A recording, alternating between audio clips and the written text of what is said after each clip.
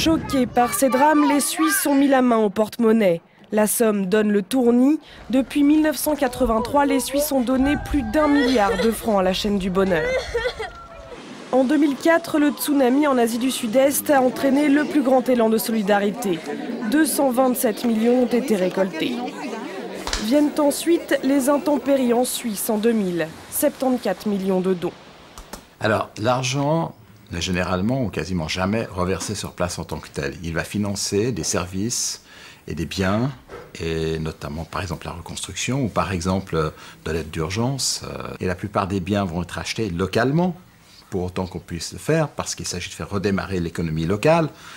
Mais on va payer grosso modo sur facture, si on veut, en tant que tel. Donc ce n'est pas de l'argent qui est distribué, c'est de l'argent qui sert à des objectifs tout à fait précis. Alors à titre d'exemple, nous avons ici un projet qui nous a été soumis par Caritas.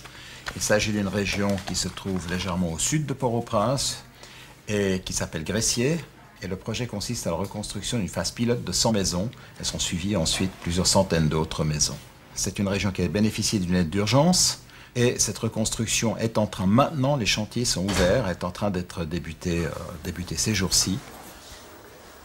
Alors là, nous avons un très bel exemple de maisons réalisées. C'est quelques-unes des 1700 maisons réalisées à Trincomalee à la suite du tsunami, faites par la Croix-Rouge et bien sûr par la chaîne du bonheur, puis un certain nombre d'autres partenaires.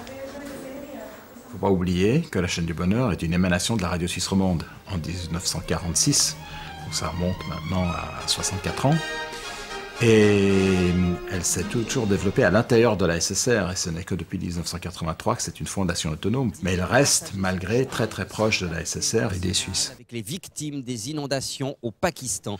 La collecte, on va la décider. Selon l'importance de la catastrophe, selon la sensibilité du public, la période, etc., on va décider, est-ce qu'on fait une journée, Haïti ou Pakistan par exemple, ou est-ce qu'on fait simplement des annonces à travers les téléjournaux par exemple, des communiqués de presse ou un bandeau qui passerait sur certaines émissions.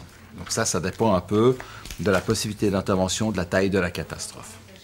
Il faut savoir que l'État, le budget même exceptionnel qui viendrait de l'État, que ce soit de la commune, du canton ou de la Confédération, va se pencher sur des très gros travaux, notamment d'infrastructures, ce qui est le cas à Gondo.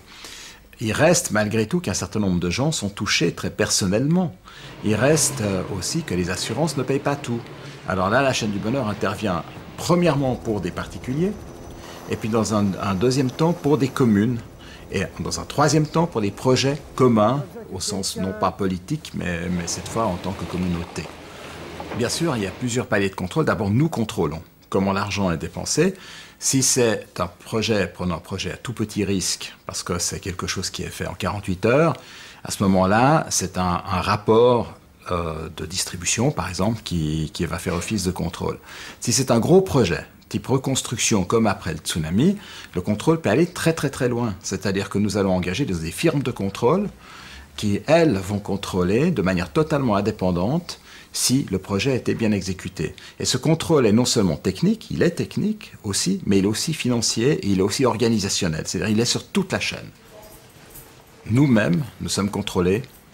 Nous sommes contrôlés par la révision interne de la SSR, nous sommes contrôlés par nos réviseurs statutaires, et nous sommes contrôlés en dernier lieu par le département fédéral de l'Intérieur, la surveillance des fondations.